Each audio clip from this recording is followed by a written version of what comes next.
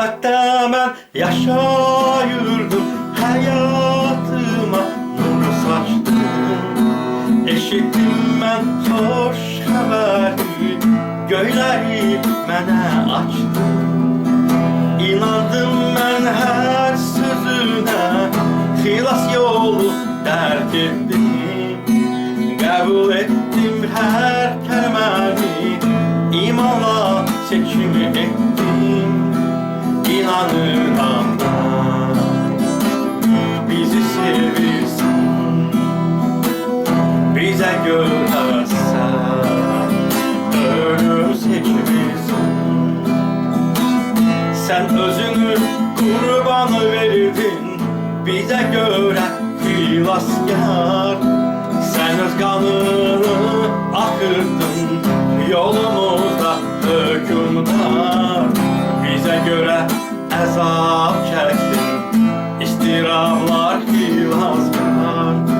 Bize göre əzab çəkdin, istirablar xilaskar. Minnetdaram Rəbbimi İsam, sən məni xilas etdin.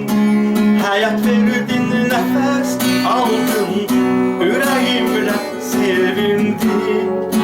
Ölməyəcəm əbədiyyət, mən səninlə olacam. Sənin uca dərgahında həmişəlik qalacam. İnanıram mən, məni sevirsən, mənə görə sən ölümü seçmirsən. Sen ölüme galip geldin, üçüncü gün dirildin. Bütün dünyanın padişahı, ebediyen sen oldun.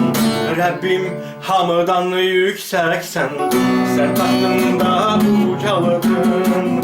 Rabbim hamıdan yükseksen, sen tahtında ucaladın.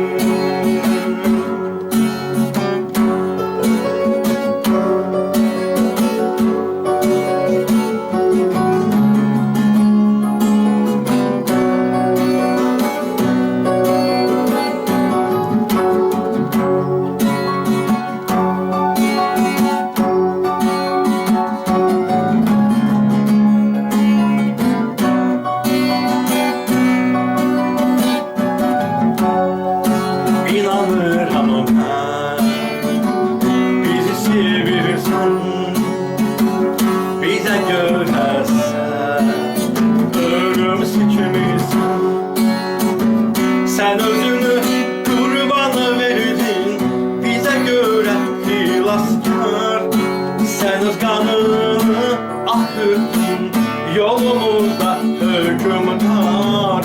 Bize göre əzab çəkdin, istirablar xilaskar.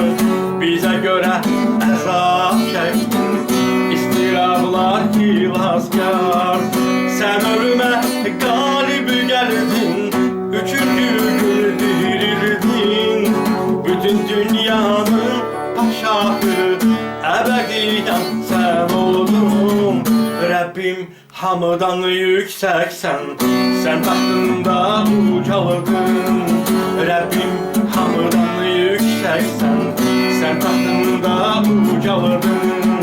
Rabbim hamıdan yükseksen, sen tahtında ucaladın.